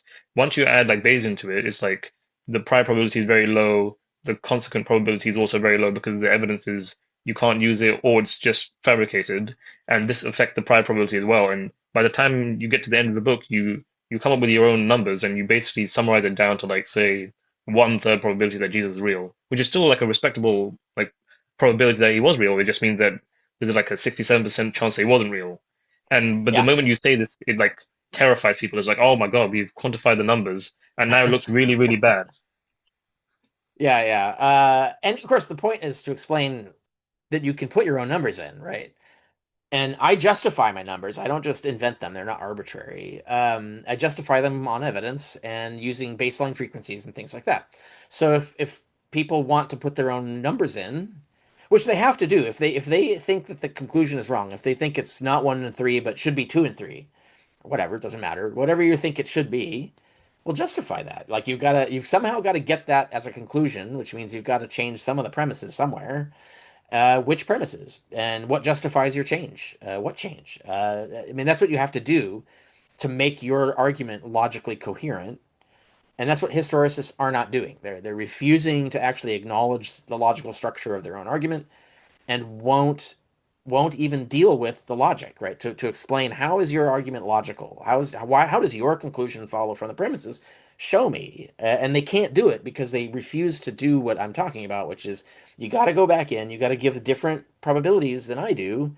Well, which ones and why, right? Like that's how a proper critique should be against my book. If you're going to argue against my book, you need to acknowledge all the facts and say like, oh, but I think the probabilities are different, and then you need to justify your probabilities and show that they get a significantly different result. And I even give an example of how that could work in chapter 12 of the conclusion. I show like this is what could happen, this is what you need to do, and no one's doing it. Rather, they're just scattered rats. They're like terrified at the result, and so try to make it go away by, I mean, to be honest, like often just misrepresenting what's in the book or what's not in the book, right? Like so it's a very dismissive apologetical response even from mainstream scholars, not actually engaging with the evidence and the argument or the logic or any of that. And that's kind of disappointing, and does represent the fact that the field is very unreliable. So you can't trust its consensus because clearly the consensus is not based on logic or evidence. It's based on dogma and prestige. And essentially this debate proves that because if it were based on like taking seriously evidence and logic, there would be a better rebuttal of my book by now. Right? Like instead, there's this dishonesty, misrepresentation, fallacies, apologetics. That's all 10 years, and that's all we've got, right? And so that in and of itself is evidence that I'm right because by now, after 10 years, they should have come up with a better argument, right? Like if there's a good argument, why can't you just make the good argument? Why do you have to make all the bad arguments instead? Like it doesn't make any sense. For 10 years, none of you. And so that's a point that I make in my next book, which we'll talk about next time, which is the obsolete paradigm of a historical Jesus. And just one response to your critics. Sometimes some critics say that the entire question of mysticism was settled like 100 years ago by F.C. Bear and others, and Carrier's coming along with this brave new world thesis, thinking he can change everything. He's not got any evidence. How do you respond to that kind of like it's Yeah. already been decided? Yeah, that's funny because like 100 years ago, like you like so to illustrate why that's a ridiculous argument and not an argument honestly that any historian in any other field would ever make because no one is going to cite 100-year-old scholarship against current scholarship, right? You're going to say like it goes the other direction, right? Current scholarship is refuting the old scholarship. Like there's no way that you could have the old obsolete stuff is better than the current stuff. That's not going to happen. Um, and so what you get in the case they're talking about, they're actually talking about Shirley Jackson Case, who's uh, a guy who wrote 1920s. And because there was there was like a push from German scholars, mostly German scholars. There were a few people outside Germany arguing Jesus mythicism. It was a more wishy-washy, less rigorous form of it, but it wasn't crank. It was like a serious effort to argue for Jesus mythicism, and somewhat different from the kind of cranky stuff that we see lately. Not, I mean, you can see the stuff that exists lately is sort of like a mutation of the early 20th century stuff, but the early 20th century stuff is more serious. Was that And they have the decent. like Wellhalsian School of Bible Well, criticism? Drevs would be like one of the leading guys, right, of the time. There are others, but I'm less interested in the actual historiography of early mythicism because I find most of it useless personally. Especially because I think everything before 1950 is deeply unreliable in a lot of ways. I wrote an article that's in my book, Hitler, Homer, Bible, Christ. I wrote it for I just wrote this article about why one of the first things that my advisor at Columbia University, when I went up for my PhD, the first things he taught me was don't trust anything before 1950. Here's why. And it really has to do with there was a huge shift in methodology that was history became more scientific right around that time. Um, I looked into this because I was interested in historiography. That was one of my graduate majors. Um, and there's a interesting causal story as to why that is. And it begins with the GI Bill. Um, where you got a lot of blue collar people replacing all the Eton people. So you had like all of these like stuffy, guys who learned Greek as a kid at elite schools or whatever, doing history the way that you're just supposed to do it, hoity-toity, like this is just the way we do it. And then you get all these like war veterans that used to be factory workers and car mechanics and stuff. They're getting degrees and they're coming into history and like this is a dumb way to do things. Like, look, we've got science. Look, we've got engineering. Like, there's better methods. We can be more rigorous about this, and so you get more rigor, and also you get more interest in social history over political history. And then, of course, once you start doing social history, you start seeing the political history in a different way, and then religious history changes because there's so much changes once you start looking at other things than the things that elite, classicists thought were important back in the early 20th century. If you have blue collar people start looking at stuff, they look at different things and you find new things and it changes how you understand everything else. So anyway, so that's all happened right around 1950. So like everything after 1950 is a much more rigorous methodology. Before that, it's a lot of seat of your pants armchair stuff. Um, there's a few exceptions, and I talk about them in the article I wrote, but um, that's the general phenomenon. So when Drevs and is rebutting, or when Shirley Jackson Case is rebutting Drevs and other people, yeah, like I think it was Conabeer and there's others, but they're both in the wrong paradigm. They're both in this old classical traditional gut feeling armchair paradigm. Um, and so they're both wrong about almost everything.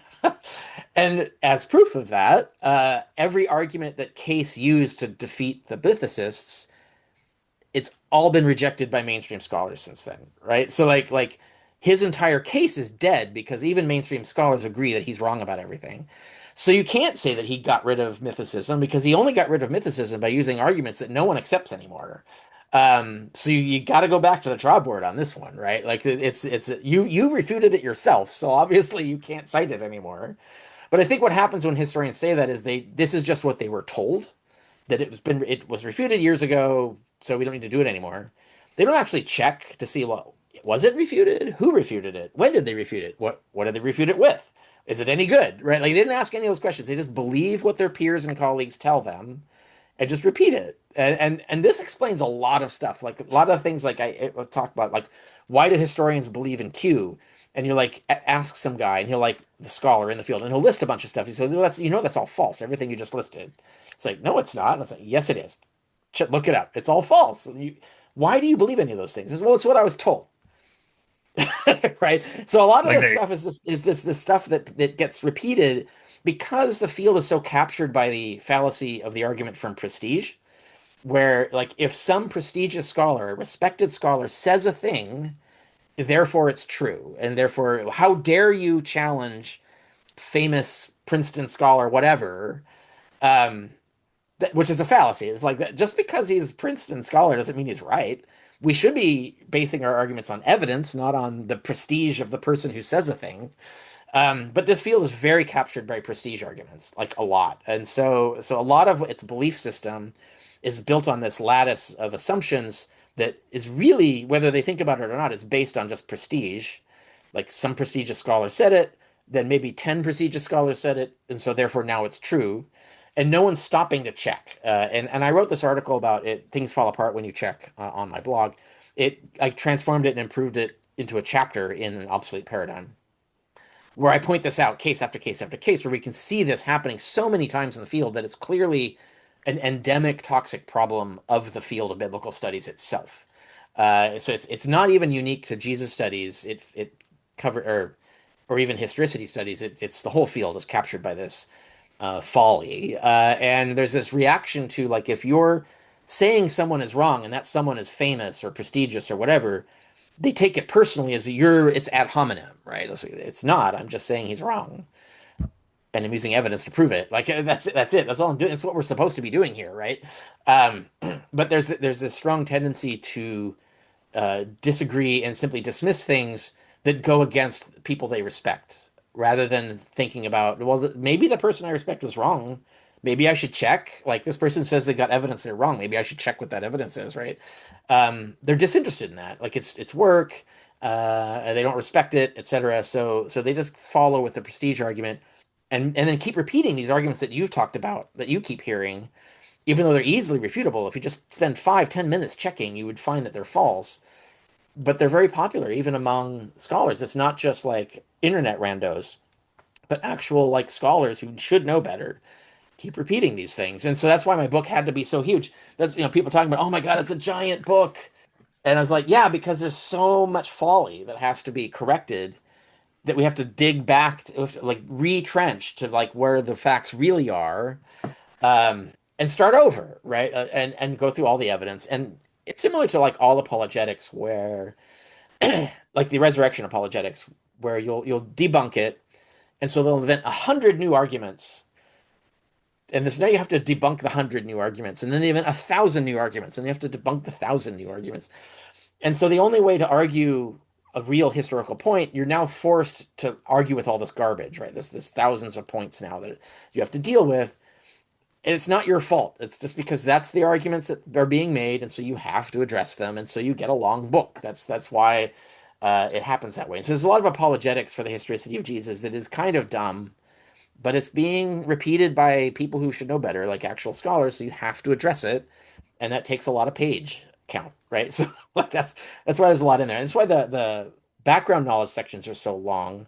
The chapter 4 and 5, like, all that stuff should just be automatic knowledge of everybody in the field. But what I was finding when I was interacting with people in the field is that everybody in the field, every expert in the field, didn't know several things on that list. And it wasn't that they all didn't know the same things, or that any of them didn't know any of the things, but there was always somebody who didn't know something, and thought it was the other way around. And so that's how I got the 48 elements, is that covers all of the things that I found that mainstream scholars don't know. And it's not that every scholar doesn't know every one of those things. It's just there's a scholar out there who doesn't know one of those things or more. And so I had to have all of them in there, because we got to start from the same baseline of the background facts that are just known to be true. And we have to build on that. And I found that there's a lot of ignorance in the field, because there's a lot of selective research. They're believing just things that get told them. They're not really digging in and looking at the background evidence and stuff like that. The dying and rising gods thing that you opened with is an example of that, where people just keep repeating this line that was told them, that, oh, that was debunked years ago, and it wasn't. And that's Jonathan Z. Smith, which is a whole other storyline. He's been wildly, completely refuted multiple times in multiple studies. But no one checks the literature, because they just, well, my best friend in the field, this prestigious scholar, said Jonathan C. Smith refuted it, therefore it's good enough for me. It's like, yeah, but what about all the studies after that that refute Smith? Why are you ignoring that? Like, why is that the thing? This is the problem, and to get around this, you have to like retrench by saying, okay, look, the dying and rising gods thing is a real thing. Here's all the evidence. Here's all the studies. Move on to the next thing. Like, you've been told something that's false, and you're believing a false thing, and you need to stop doing that. And the only way to correct that is to present them with the evidence and the scholarship that proves that. So you look, if you don't believe me, deep dive it. I've got all the stuff here. You can go find out yourself. And so I had to do that 48 times across 2 chapters, just to get the framework set before I could build on that. And that's why the book is so long, is because of this. And this is a problem, I think, with biblical studies that we don't really face in other historical fields. Like, the closest thing you might get is Civil War history, um, where we have something like that. But even American Civil War stuff, like the consensus is pretty strongly against the dumb stuff, right? And like pretty overwhelmingly. Whereas the biblical studies field is on the other side of this, where they're more like lost cause theorists, and but they can dominate the field, so they assume that lost cause theory is true, and all the like everyone else is a revisionist, right? So it's flipped, and then you get this culture of prestige that makes it impossible to like reflip the consensus because anything that is against the consensus is automatically false, which is a fraudulent consensus because you can't trust a consensus that can never be changed by evidence because the whole point of trusting a consensus is that it's supposed to be based on evidence. But if it's not, then it's not worth anything. But if you have this argument from prestige, consensus is just polling opinions that are based on bias and rumor and legend and not on a professional analysis of the evidence. And changing that is hard because historians are so resistant to even hearing everything I just said. They'll just slam the table and say, "No, you're lying. That's not how the field works." It's like tons of documentation that it does. Um, but again, if they resist, they're stuck in a hall of mirrors. If you resist the message, you'll never look at yourself and realize that your methodology is messed up, and you'll never change it, and you'll just keep going on doing the same wrong things all the time. And that the whole field is kind of captured by that mindset, and in a way that other fields are not. And I don't know how to fix that. I've done my best by documenting it, and maybe people will look at it and realize, yeah, you're right. Like there's a lot of documentation that this is a problem. It needs to be fixed. We need to change this and go on. And this has a bigger impact than just the question of the historicity of Jesus. That's just the third rail thing that triggers everybody. But really, the whole field is kind of plagued with this problem right now. And we're going to be talking more about that subject in the next interview, but we're going into the details of the updated scholarship of the last 10, 12 years, and how Yeah, still no one's been able to provide a proper refutation on the historicity of Jesus. that's right. The Yeah, to only this date. Yeah. the only recent one was the Gregor study, and I think it helped your margins of error, but we'll talk about that next Yeah, time. and that wasn't even like a critique of the whole study. It was just of one of my prior probability model, and it was the only study that actually like engaged with the model. And so like they were still wrong about some stuff, but at least they were doing the thing that you're supposed to be doing when criticizing this study, right? And so that was the only time that anybody did anything that was actually substantively relevant, rather than just mere apologetics, which is all we got largely. So next time we'll be talking about that, and we'll be talking about the crisis in peer review because that's another interesting subject. But Yeah. until then, everyone can get your books on Amazon, Proving History on the Historicity of Jesus, which is over here. It is very big, to be fair, Richard. You can use this book Yeah. to kill someone. Yeah. Yeah. But and everyone should also get your book Yeah. Hitler, Homer, It also, Bible, Christ as well. yeah, I'll also say it's available on Audible, Hmm. read by me. That was a feat, and Kindle. And so a lot of people buy all three because they like to do whisper text and listen and read and be able to have access to the footnotes and all of that stuff. So yeah, all that stuff's available, and yeah, Hitler, Homer, Bible, Christ is one of the book we talked about that last time. It's one of the books that came out because I needed to publish all of my peer-reviewed journal articles in one place. Otherwise, they're buried behind expensive paywalls. But that book also has stuff related to this debate, including stuff about Josephus and Tacitus and Thallus, which that's some of the stuff that relates to what we're talking about today. And everyone should tune in for the next one because that's going to be an interesting discussion. Until then, it's been great to talk to you, Richard. Thank you so much. Yeah, thanks for having me.